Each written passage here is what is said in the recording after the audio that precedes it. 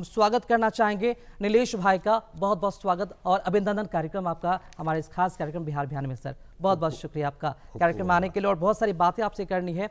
और पहले तो आपको दिल से बहुत बहुत बधाई, जो आप काम कर रहे हैं वो कल्पना से परे है नीलेश भाई। और इसी के साथ साथ मतलब कि भगवान के दूत की तरह आप काम कर रहे हैं, जो वाकई में कल्पना से परे है। और सोचना वाकई में हम सभी के लिए लाजमी है कि जब ऐसे नेक काम समाज में लोगों के द्वारा किए जा रहे हैं तो फिर हम क्यों नहीं आगे बढ़ चढ़कर उनका हम सपोर्ट करें।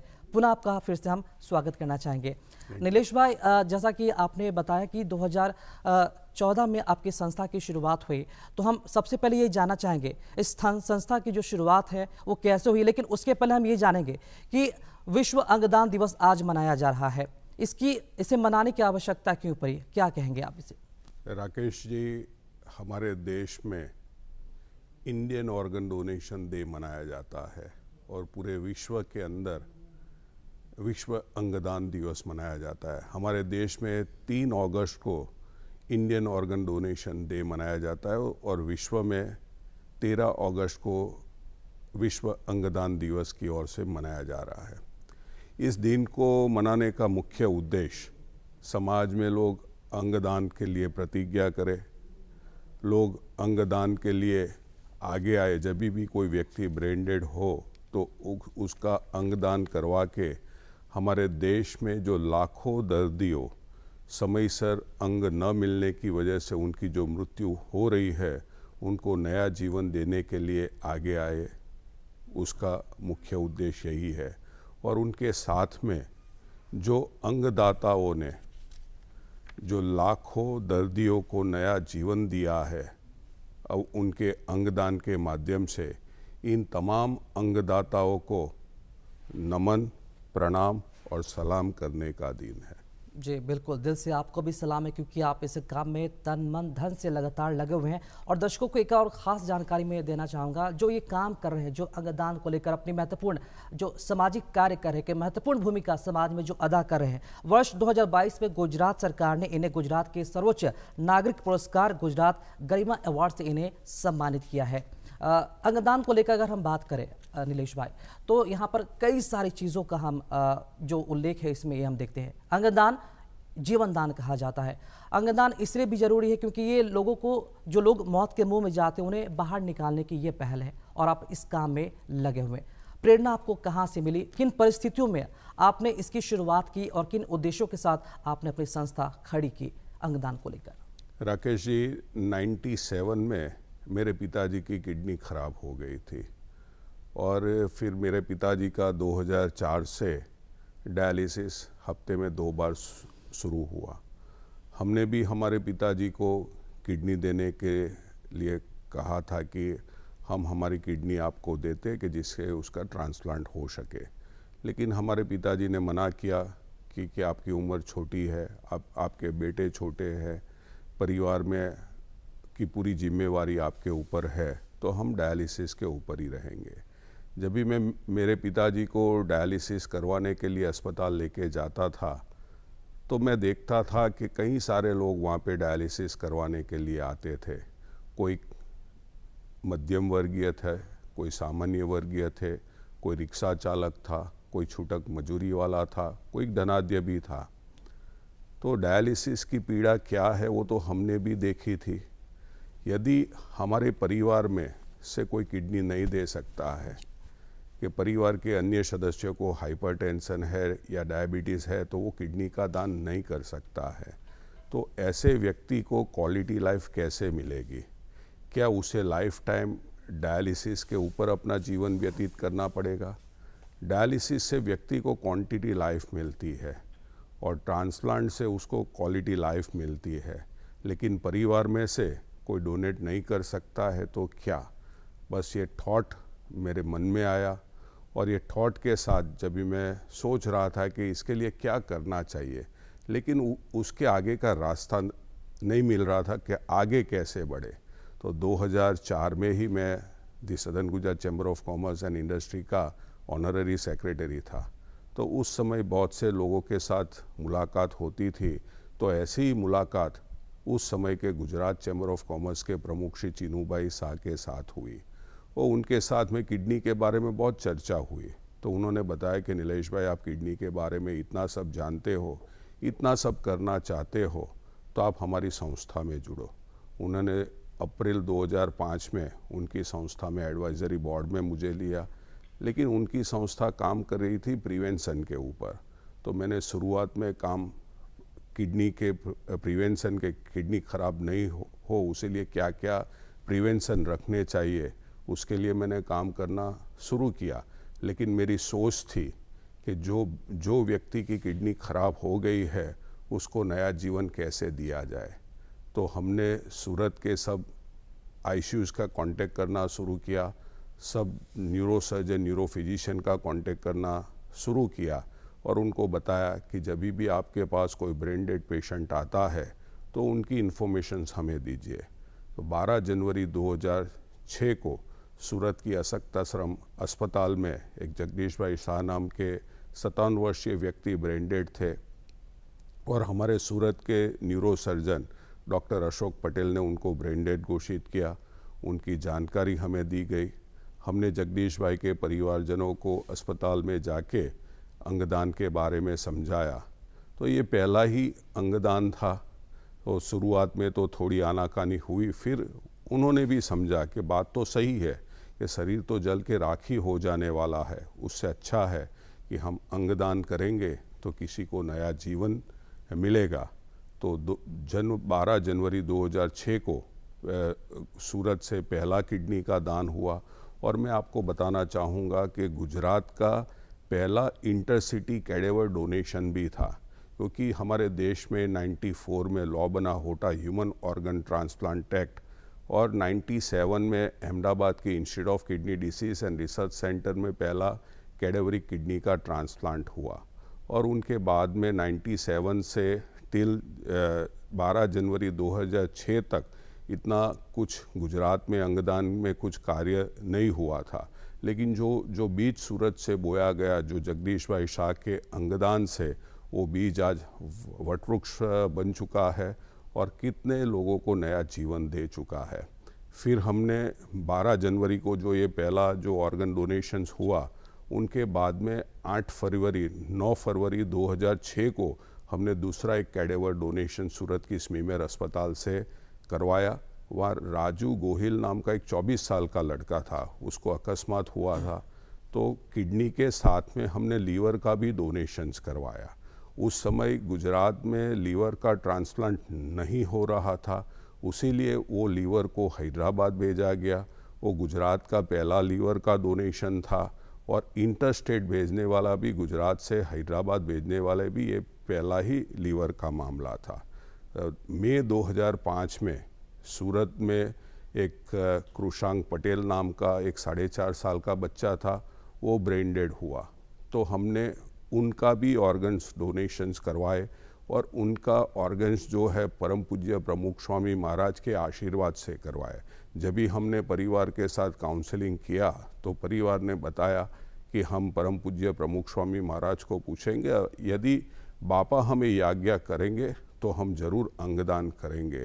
तो परम पूज्य प्रमुख स्वामी महाराज के आशीर्वाद से वो अंगदान किया गया और वो गुजरात का पहला पीडियाट्रिक कैडेवर ऑर्गन डोनेशन था। बस ये यात्रा चल रही थी।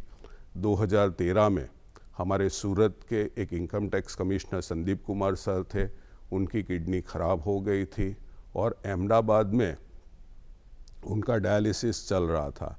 जब भी सूरत से एक किडनी का दान किया गया, उसमें से एक किडनी संदीप कुमार सर को मिली, तो उनको लगा कि मुझे आज ऑर्गन डोनेशन से नया जीवन मिला है। तो उन्होंने मुझे बताया कि नीलेश भाई, आप अकेले काम करते हो तो हम मिलके एक ट्रस्ट बनाते हैं और ये नेशनल लेवल पे एक्टिविटी को लेके चलते हैं। तो 2014 में हमने डोनेट लाइफ ट्रस्ट की स्थापना की। परम पूज्य दीदी माँ साध्वी रितंबरा जी के आशीर्वाद से ये ट्रस्ट की स्थापना की गई और 2014 से डोनेट लाइफ के माध्यम से ये कार्य हो रहा है। जी, तो नीलेश भाई, जैसा कि हमने मतलब कि ये सुना है कि तत्कालीन जब मुख्यमंत्री वहाँ पर थे नरेंद्र मोदी, तो आपके काम की सराहना भी की गई, आशीर्वाद भी आपको दिया गया। कितना सपोर्ट मिला उस वक्त मुख्यमंत्री की तरफ से जब इस काम में आप लगे हुए थे? राकेश जी, आज जो हम लोग ऑर्गन डोनेशंस का कार्य कर रहे हैं, हमें उसमें हमारे जो उस समय के मुख्यमंत्री और आज के हमारे वड़ा प्रधान नरेंद्र भाई का बहुत ही सहयोग मिला है। उनके आशीर्वाद, उनका मार्गदर्शन और उनकी प्रेरणा हमेशा हमको मिलती रही है। मैं आपको बताना चाहूँगा कि जब 2013 में हमारी 100 किडनी का डोनेशंस हुआ था, तभी उन्होंने एक ब्लेसिंग्स का लेटर हमें लिखा था।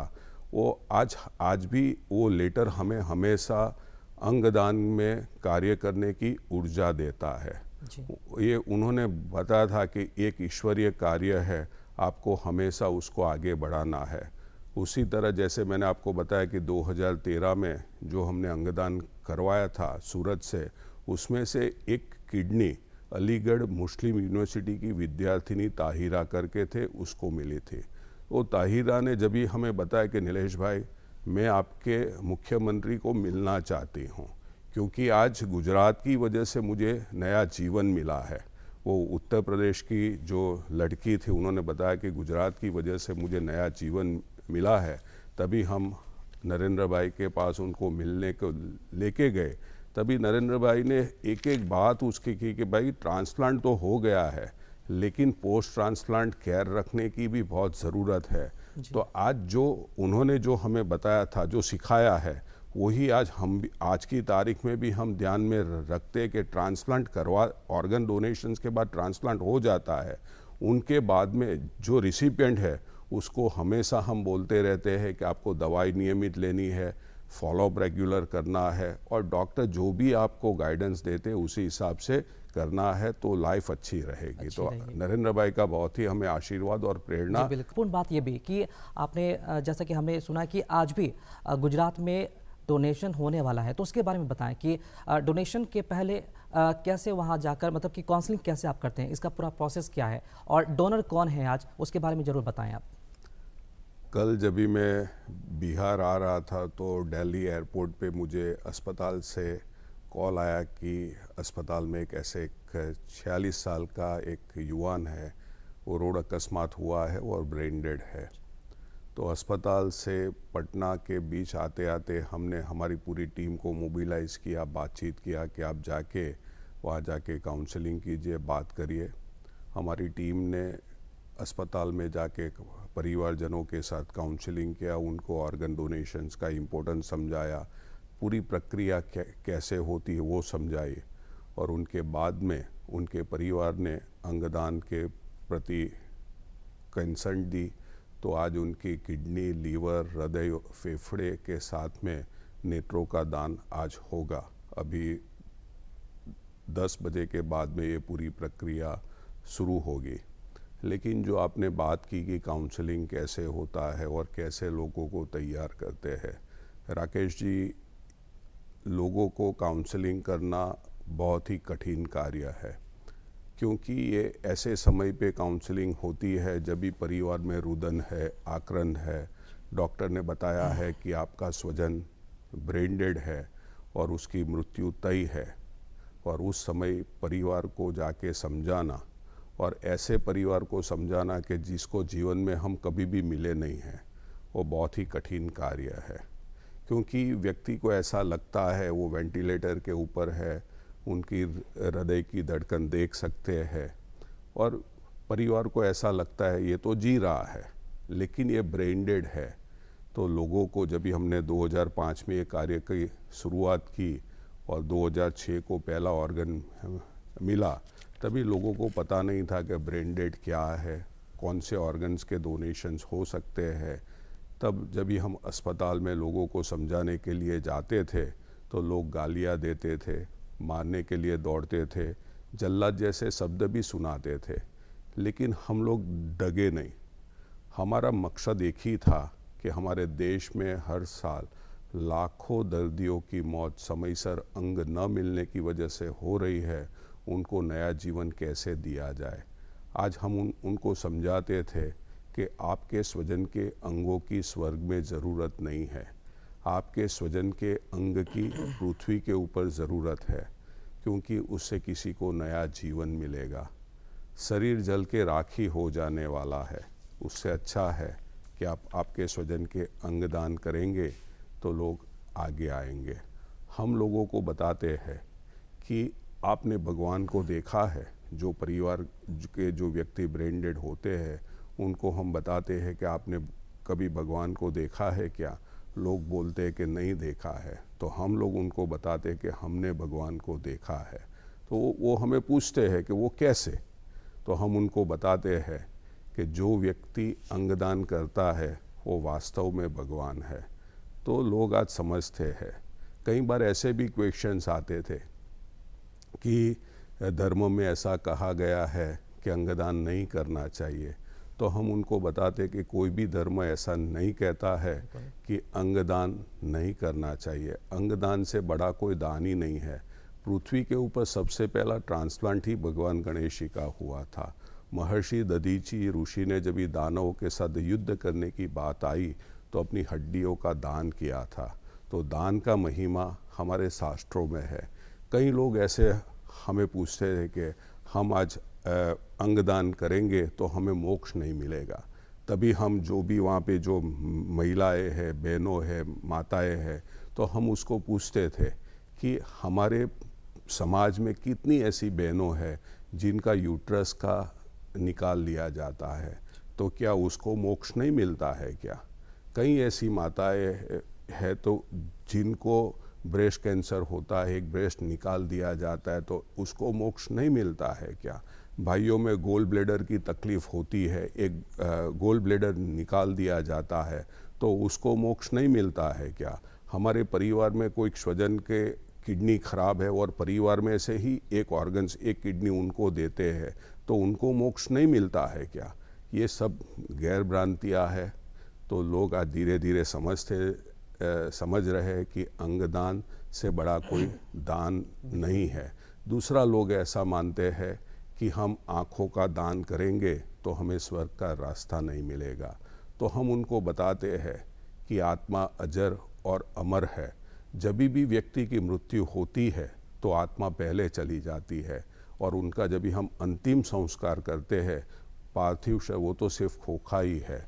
उनको हम बताते, जो हमारा ट्रस्ट का शुभारंभ परम पूज्य दीदी माँ साध्वी रीतम्बरा जी के वरदस्ते हुआ था, उस समय दीदी माँ ने जो बात कही थी वो बात हम लोगों को बताते हैं कि पहले लोग कहते थे अब विवाह करो, संतानों को जन्म दो, आप नहीं रहेंगे लेकिन आपकी निशानियाँ रहेगी।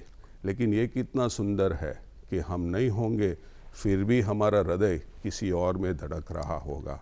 हम नहीं होंगे फिर भी हमारी किडनी किसी दूसरे के रक्त को पवित्र और स्वच्छ कर रही होगी। हम नहीं होंगे फिर भी हमारा लीवर किसी दूसरे के भोजन को हाड़, मांस, मज्जा और रस बना के उनके शरीर का पोषण कर रहा होगा। हम नहीं होंगे फिर भी हमारी आंखें जगत के सारे सुंदर दृश्य को देखते हुए धन्य हो रही होगी। नहीं होंगे हम फिर भी होंगे हम। आज लोग ये बात समझने लगे हैं कि अंगदान ये महादान है, अंगदान जीवन दान है। लोगों ने समझा है कि शरीर तो जल के राखी हो जाने वाला है। हमारी भारतीय संस्कृति है, देने वालों की संस्कृति है। हमारी भारतीय संस्कृति मानती है कि वसुदेव कुटुंबकम, विश्व एक कुटुंब है। तो आज धीरे धीरे लोग समझने लगे हैं और धीरे धीरे लोग जानने भी लगे हैं कि अंगदान से बड़ा कोई दान ही नहीं है। जी बिल्कुल, आपने सही कहा। और दर्शकों, हम आपको बताना चाहेंगे कि भागवत गीता में ये जिक्र किया गया, ये कहा गया है कि इंसान की जब मृत्यु होती है तो वो पुनर्जन्म लेती है, लेकिन उस शरीर रूपी जो कपड़ा होता है उसे त्याग दिया जाता है। लेकिन वो कपड़ा यानी कि वो ऑर्गन्स और भी कई लोगों के काम आ सकते हैं और इससे कई लोगों की जान भी बचाई जा सकता है। जैसा कि आपने कहा कि उस शरीर में जो यहाँ पर रह जाता है उसके अंदर के जो ऑर्गन्स होते हैं स्वर्ग में कोई काम नहीं आते हैं, लेकिन पृथ्वी पर उसके काम आ सकते हैं, कई लोगों की जान बचाई जा सकती है। नीलेश भाई, आपके जब संस्था बनी 2014 में, तब से लेकर अब तक कितने टोटल ऑर्गन्स के जो डोनेशन है आप करवा चुके हैं और लोगों में जो अवेयरनेस है पहले की अपेक्षा अब कितना पहुंची है अवेयरनेस, जागरूकता? मैं आपको बताना चाहूँगा कि जो अंगदान जो हुआ है अभी तक, मैं 2006 से ही बात करूँगा कंटिन्यूस जो हमारा अंगदान हुआ है, तो अभी तक आज के साथ की मैं बात करूं तो 478 किडनी का डोनेशंस हुआ है, 206 लीवर का डोनेशंस हुआ है। आज हमारा जो एक हृदय का दान और होगा तो उसके साथ 49 हृदय के दान है, 42 फेफड़े का दान है, स्वादुपिंड पैनक्रियास का 8 पैनक्रियास है, हैंड्स जो हाथ का दान भी हमने शुरू करवाया है, 4 हैंड्स के दान हुए हैं, एक छोटी आंट का दान हुआ है, 378 नेत्रों का दान हुआ है। कुल मिला के 1163 ऑर्गन एंड टिश्यू के दान हुए हैं, जिनकी वजह से 1060 से ज़्यादा हमारे देश और विदेश के लोगों को नया जीवन मिला है। राकेश जी, मैं आपको बताना चाहूँगा कि हमने जो 2006 में किडनी के दान से शुरुआत की थी और उनके बाद में लीवर, पैनक्रियास, हृदय, हड्डी, फेफड़े, हाथ और छोटी आंट का भी दान किया। हमने ये जो इंटरनल ऑर्गन्स है, लेकिन हमारे देश में कई ऐसे लोग हैं कि जिनके अकस्मात में दोनों हाथ कट जाते हैं और वो व्यक्ति अपना सामान्य जीवन नहीं जी पाता है। वो व्यक्ति स्वावलंबी जीवन के बजाय परावलंबी जीवन जीता है। आप कल्पना करो कि किसी के दोनों हाथ कट गए हैं, ऐसे व्यक्ति की कल्पना करो कि वो व्यक्ति अपने शरीर पे खुजली आती है, वो खुजा भी नहीं सकता है। अपने परिवार में छोटे बेटा या बेटी हो तो उनको गोदी में भी नहीं ले सकता है, उसको वाल भी नहीं कर सकता है। ऐसे व्यक्ति की कल्पना करो और ऐसे परिवार की भी कल्पना करो कि कितना कठिन होता है उनको जीवन जीना। हमने 2017 से एक आगे का सोच किया कि हमको हैंड्स डोनेशंस के लिए भी कार्य करना है। 2021 अक्टूबर 2021 में हमको इसमें सफलता मिली और सूरत से 14 साल के बच्चे का दोनों हाथ के दान करवाए गए और देश में वो सबसे कम उम्र के बच्चे का जो हाथ का दान हुआ वो पहली घटना थी। और उनका ट्रांसप्लांट जो है एक पूना का रहने वाला 31 साल के एक युवान में हुआ। आज वो हाथ अच्छी तरह से काम कर रहे हैं और उसको देख के हमें खुशी भी मिलती है कि आज उनको नया जीवन मिला है। जी नीलेश भाई, हम सभी जान रहे हैं कि मृत्यु के पश्चात मतलब कि एक इंसान से 17 ऑर्गन्स ऐसे हैं जो डोनेट किए जा सकते हैं और लोगों की जानें बचाई जा सकती हैं। जब ये ऑर्गन्स निकाले जाती हैं तो बहुत जल्दी ख़राब भी होने लगती है। हम ये जानना चाह रहे हैं कि सबकी समय अवधि क्या होती है, ऐसे कितने और भी ऑर्गन्स हैं जो ट्रांसप्लांट किए जा सकते हैं, जिसे अंगदान दिया जा सकता है, और इसे ट्रांसप्लांट कितने समय के अंदर, कितनी जो समय की जो अवधि है वो करा ली जाती है ताकि उस पर किसी तरह का कोई भी है प्रभाव ना पड़े। जो राकेश जी, जो हमारे इंटरनल्स ऑर्गन्स है वो kidney, liver, heart, lungs, pancreas, intestine, ये सब ब्रेन डेड व्यक्ति होते हैं। और हैंड्स, अभी जो एक्सटर्नल ऑर्गन्स है उसमें हैंड्स, वो जो व्यक्ति ब्रेन डेड होता है उस समय उनको डोनेट किया जाता है। और जो हमारा टिश्यूज़ है, cornea, skin, bones, heart walls, उसका डोनेशन नेचुरल डेथ में होता है। तो ब्रेन डेड में हमारे जो इंटरनल ऑर्गन्स के साथ में हमारे टिश्यू के डोनेशंस होते हैं। और उसकी अवधि की जो आपने बात की, तो मैं आपको बताना चाहूँगा कि हृदय का जो ट्रांसप्लांट है वो रेस अगेंस्ट टाइम है।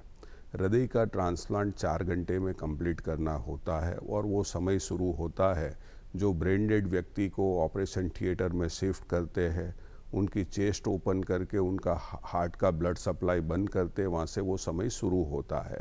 उनके बाद में हार्ट को प्रोक्योर करके ग्रीन कॉरिडोर के माध्यम से एयरपोर्ट और एयरपोर्ट से चार्टर फ्लाइट या कॉमर्शियल फ्लाइट के माध्यम से देश के कोई भी कोने में पहुंचाना होता है। और वहाँ पे जो एयरपोर्ट से वापस रिसिपिएंट अस्पताल है, वहाँ पहुँच के जो रिसिपिएंट है उसमें ट्रांसप्लांट करके उसका ब्लड का सप्लाई शुरू करना, वो समय सिर्फ 4 घंटे का होता है। तो एक एक मिनट बहुत कीमती होती है। तो उसके लिए पुलिस डिपार्टमेंट के द्वारा ग्रीन कॉरिडोर प्रोवाइड किया जाता है। मैं आपको बताना चाहूँगा कि हमारे सूरत शहर पुलिस ने आज तक 103 ग्रीन कॉरिडोर बना के सैकड़ों ऑर्गन निष्फलता के दर्दियों को नया जीवन देने में बहुत ही सहयोग दिया है। और सूरत शहर पुलिस ने ग्रीन कॉरिडोर के लिए जो नोटिफिकेशंस भी निकाला है वो देश में पहला ऐसा है कि कोई पुलिस डिपार्टमेंट ने ग्रीन कॉरिडोर के लिए नोटिफिकेशंस निकाल के पूरी जो उसकी एसओपी ऑन पेपर रखी हुई है। उसी तरफ से जो लंग्स का ट्रांसप्लांट है वो भी 6 घंटे में करना होता है, लीवर का ट्रांसप्लांट 12 घंटे में, किडनी 12 या 24 घंटे में ट्रांसप्लांट करनी होती है। लेकिन एक बात मैं आपको बताना चाहूँगा कि जितने ऑर्गन प्रोक्योर करके जितने कम समय में ऑर्गन को ट्रांसप्लांट किया जाएगा उसका सक्सेस रेट और बढ़ेगा, क्योंकि जब भी ऑर्गन को निकालते हैं धीरे धीरे समय बढ़ता है तो ऑर्गन की क्वालिटी ख़राब होती है। भले हमने 12 घंटा रखा है लेकिन उसमें 12 घंटे में आप 6 घंटे में वो ऑर्गन को ट्रांसप्लांट करेंगे तो क्वालिटी ऑर्गन्स ट्रांसप्लांट होगा। और उसीलिए हम लोग ज़्यादा से ज़्यादा टाइम मैनेजमेंट में भी ध्यान रखते हैं कि जिससे कम से कम समय में जो स्थान है, जो रिसिपिएंट अस्पताल है, वहाँ पे ऑर्गन्स पहुँच सके। जी, अंगदान जो है वो कौन कौन कर सकता है? क्या उम्र सीमा इसमें निर्धारित है? अगर कोई व्यक्ति किसी गंभीर बीमारी की वजह से अगर उसकी मृत्यु हुई है तो क्या वो डोनेट कर सकता है अपने अंगों को? या फिर अगर किसी को इन्फेक्शन है तो क्या वो अपना जो है ऑर्गन्स है वो डोनेट कर सकता है? क्या टर्म एंड कंडीशन इसमें होती है, जरूर इसके बारे में बताएं। राकेश जी, अंगदान उसी का होता है जो व्यक्ति ब्रेन डेड है। Brain dead is equal to death.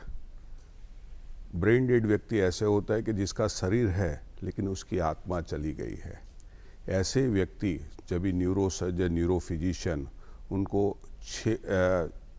2 apnoea test 6 घंटे के अंतराल में करते हैं और दोनों एपनिया टेस्ट पॉजिटिव आता है, ऐसे व्यक्ति का अंगदान हो सकता है। और बच्चों में ये जो एपनिया टेस्ट की जो सीमा होती है वो 12 घंटे की होती है। और कोई भी उम्र का व्यक्ति अंगदान कर सकता है जो ब्रेन डेड है। उम्र की कोई सीमा नहीं होती है। 1 साल से आप कितने भी साल हो, 80-90 साल हो, उन सभी व्यक्ति के अंगदान हो सकते हैं। हमने जो अंगदान करवाए हैं सूरत से, एक 14 माह के बच्चे का अंगदान करवाया है। संजोग से वो लड़का जो है वो बिहार का ही था। उनके पिताजी सूरत में एक टेक्सटाइल यूनिट में काम करते हैं। वो देश में सबसे कम उम्र के बच्चे का हार्ट का डोनेशन हुआ, वो पहली घटना थी जून 2017 में। सोमनाथ सुनील शाह करके वो लड़का था। और हमने 2.5 साल के बच्चे के भी मल्टीपल ऑर्गन्स डोनेशन करवाए थे जब भी पीक कोरोना था।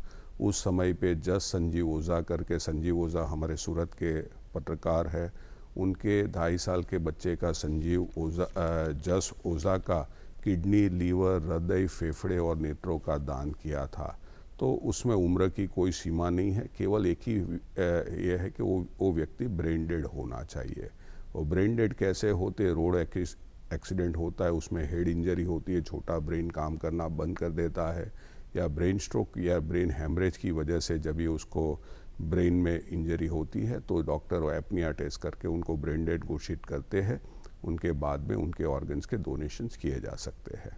जी, गुजरात के यश ओझा की आपने बात की, मतलब कि 2.5 साल का मासूम जश ओझा, बिल्कुल एक 2.5 साल का मासूम जिन्होंने ज़िंदगी तो अपनी नहीं जी, लेकिन ब्रेड होने के बाद देखिए 7 लोगों को वो ज़िंदगी दे गया। और मैं आपको बता दूं कि अलग अलग जो ऑर्गन्स है उसे कई जगह प्रोवाइड कराया गया, जिससे आज 7 लोग जो है एक नया जीवन उन्हें मिला है। तो 2.5 साल के बच्चे ने जब इतना सब कुछ कर दिया तो यकीनन देखिए हम लोगों के बीच जो जागरूकता है वाकई में और भी आनी चाहिए। ऐसे बच्चों से हमें प्रेरणा लेना चाहिए, इनके परिजनों से हमें प्रेरणा लेना चाहिए, जो ऐसे दुख की घड़ी में भी अपने आप को साहस बांधकर ऐसे कदम उठाने के लिए वाकई में आपने जो प्रेरित किया, इसके लिए भी बहुत बहुत आपको बधाई। और वाकई में हमारे समाज के लिए बहुत ही बड़ी प्रेरणा भी है। कुछ आंकड़ों पर हम बात करना चाहेंगे नीलेश भाई, कुछ ऐसे आंकड़े जो हमें चौंका देने वाले हैं। अगर भारत की अगर बात करते हैं तो प्रति 10 लाख लोगों में मतलब कि 1 लोग भी आगे नहीं आते हैं अंगदान को लेकर। जबकि अमेरिका की हम बात करते हैं तो प्रति 10 लाख लोगों में 40 से ऊपर संख्या उनकी 42 है।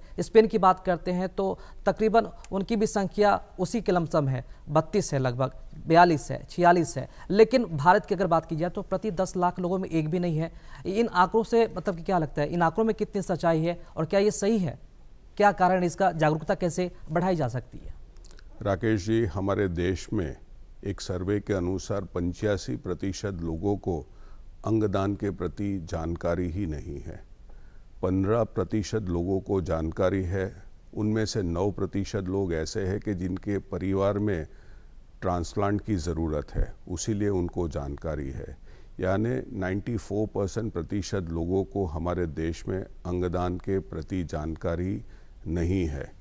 उसीलिए हमें अंगदान के प्रति समाज में जागरूकता बढ़ाने की ज़रूरत है।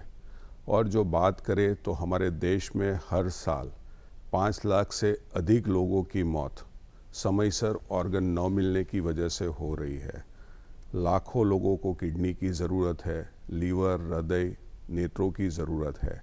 जो आपने बात की कि 10 लाख में एक भी व्यक्ति का अंगदान नहीं होता है। जो दूसरे देशों की तुलना में हम बात करें तो हमारे देश में 0.8% ऑर्गन डोनेशन का रेट है। यानी कि 12 लाख में केवल एक ही व्यक्ति का अंगदान होता है। उसकी वजह यही है कि हमारे देश में लोगों में ऑर्गन डोनेशंस के प्रति अज्ञानता है। मैं आज आपको अभिनंदन भी देना चाहूँगा कि जो अज्ञानता ये दूरदर्शन के, बिहार दूरदर्शन के माध्यम से आपने लोगों को दूर करने का जो प्रयास किया है, ऐसे ही ऑर्गन डोनेशंस के अवेयरनेस के और प्रोग्राम्स हो। मीडिया का उसमें बहुत बड़ा योगदान है। आज जो गुजरात में जो अंगदान के प्रति जागरूकता बढ़ी है, उसका सबसे बड़ा जो उसमें योगदान रहा है हमारे प्रिंट और इलेक्ट्रॉनिक मीडिया का, कि जो 18 साल से जो हम ये कार्य कर रहे हैं वो हमेशा लोगों तक पहुंचाने में उनका सहयोग रहा है। तो ऐसे धीरे धीरे जागरूकता बढ़ती है। लोगों में डर है कि हम ऑर्गन का डोनेशंस करेंगे तो बॉडी ख़राब हो जाएगा, बॉडी डिशेप हो जाएगा। लेकिन मैं आपके माध्यम से लोगों को बताना भी चाहूँगा कि अंगदान से बॉडी ख़राब नहीं होता है। जैसे बॉडी में दूसरी सर्जरी होती है तो उसके अंदर जो स्टिचेस लेते हैं, उसी हिसाब से ऑर्गन प्रोक्योर करके उसको मान सम्मान के साथ बॉडी वापस सुपुर्द किया जाता है। उनकी जो धार्मिक क्रिया होती है उनमें भी कोई बाधा उत्पन्न नहीं होती है। जी नीलेश भाई, जो कि आज विश्व अंगदान दिवस भी है, कई तरह के जागरूकता कार्यक्रम आप भी चलाते हैं, लगातार चला भी रहे हैं, उस पर सफलता भी आपको मिल रही है। कोई मैसेज आपका रहेगा समाज के लिए? राकेश जी, मेरा सब दर्शकों को एक ही मेरी प्रार्थना भी है कि दोस्तों, आज हमारे परिवार में कोई सज्जन की मृत्यु होती है तो उनके शरीर के ऊपर जो ऑर्नामेंट्स होते हैं वो हम निकाल लेते हैं। क्यों निकाल लेते हैं? वो कीमती है। हमारे परिवार के अन्य सदस्यों को वो काम में लगेंगे। दोस्तों, ये ऑर्गन्स उससे भी ज़्यादा कीमती है। ये ऑर्गन्स कोई फैक्ट्री में बनते नहीं हैं। उसीलिए उसे जलाए या दफनाए की बजाय हम उनके ऑर्गन्स के डोनेशंस करवाएंगे तो सैकड़ों लोगों को नया जीवन मिलेगा। दोस्तों, आज विश्व अंगदान दिवस पे मेरी आप सबसे एक नम्र विनती है कि जब भी कोई व्यक्ति ब्रेन डेड हो या उनकी जानकारी आपको मिले, तभी उनके ऑर्गन्स का डोनेशंस करवा के हमारे देश में जो लाखों दर्दी समयसर अंग न मिलने की वजह से उनकी मृत्यु जो हो रही है, उनको नया जीवन देने के लिए आगे आए। दोस्तों, ये जो नया जीवन मिलता है वो केवल वो व्यक्ति को नहीं मिलता है, लेकिन उनके पूरे परिवार को मिलता है। दोस्तों, अंत में मैं इतना ही कहना चाहूँगा कि सांसें निकलते ही ये शरीर नश्वर बन जाएगा। सांसें निकलते ही ये शरीर नश्वर बन जाएगा। अंगदान कर ले रे मानव, तू ईश्वर बन जाएगा। जन्म महान कर, कर्म महान कर, धर्म महान कर, अंगदान कर, अंगदान कर, अंगदान कर।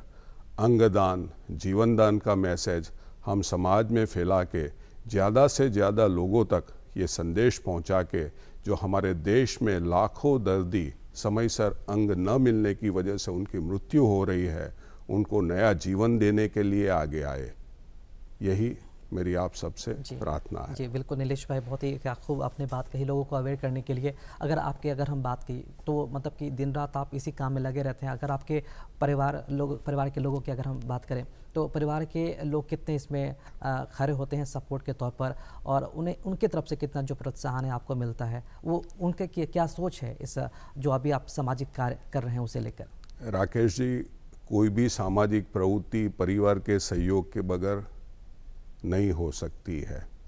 आज जो मैं ये कार्य कर रहा हूँ उसमें मेरा परिवार का बहुत ही सहयोग मिला है, और उनके बगैर ये पॉसिबल ही नहीं है, क्योंकि कितने हमारे परिवार में कितने ऐसे प्रसंग है कि जिसमें मुझे हाजिर रहना चाहिए, वो शुभ प्रसंग हो या अशुभ प्रसंग हो, वो सबको मैंने छोड़ा है। मेरा बेटा जब भी छोटा था तो उनकी बर्थडे का भी मैंने छोड़ा है। हमारी मैरिज एनिवर्सरी के दिन भी मैं घर पे नहीं हूँ। मेरे यहाँ पोता आया, उस दिन भी मैं अस्पताल में था। मेरा पोता के साथ में जन्माष्टमी का हम उत्सव मना रहे थे, उस दिन भी मैं घर में नहीं था। और एक दिन तो ऐसा हुआ कि हम लोग अहमदाबाद एक शादी में जा रहे थे, तो शादी से अहमदाबाद से वापस इधर आना पड़ा। तो ऐसे कितने प्रसंग है, तो वो तो लिस्ट बहुत लंबी है, और परिवार के सहयोग के बगैर ये संभव ही नहीं। आज जो भी मैं ये कार्य कर रहा हूँ उसमें मेरी जो धर्मपत्नी है रेशमा और मेरे बेटों का सबका बहुत ही बड़ा योगदान रहा है, और उनकी वजह से ये कार्य हो रहा है। और आज मेरे जो 2 पोते हैं, एक प्रांश और आशिव, आज तो 2 साल का और 1.5 साल का है, और हर रोज मुझे बोलते हैं दादाजी डोनेट लाइफ, दादाजी डोनेट लाइफ। तो वो डोनेट लाइफ आज वो एक छोटे बच्चों में भी एक आ गया है। जी क्या बात है, बहुत खूब। और परिवार का खूब जो सपोर्ट है आपको मिल रहा है, ये देखते हुए भी कि आप हमेशा व्यस्त रहते हैं, और मतलब कि भले ही परिवार के लिए समय थोड़ा सा निकालने में कमी होती है, लेकिन लोगों के जीवन दान देने में भरपूर इसका जो सहयोग है उनके माध्यम से आप कर पा रहे हैं, ये बहुत ही बड़ी बात है। बहुत बहुत शुक्रिया इस कार्यक्रम में आने के लिए, और अपना जो अनुभव आपने साझा किया, आपने जो अवेयर किया लोगों को। उम्मीद करते हैं आपकी वाणी से, आपके वक्तव्य से लोगों में जागरूकता जरूर फैली होगी, और जो नेक काम आप कर रहे हैं लोगों का भरपूर सहयोग और समर्थन आपको मिले। बहुत बहुत शुभकामनाएं। एक बार फिर से आपको बहुत बहुत बधाई। मैं एक बात और ऐड करना चाहूँगा कि हमारी डोनेट लाइफ का मिशन है no live donation, only cadaveric donation. आज देश में इतने लोग ब्रेन डेड होते हैं, तो उनका ऑर्गन, सब लोग ऑर्गन डोनेट करें तो किसी को अपने परिवार में से ऑर्गन डोनेट करने की ज़रूरत नहीं पड़ेगी।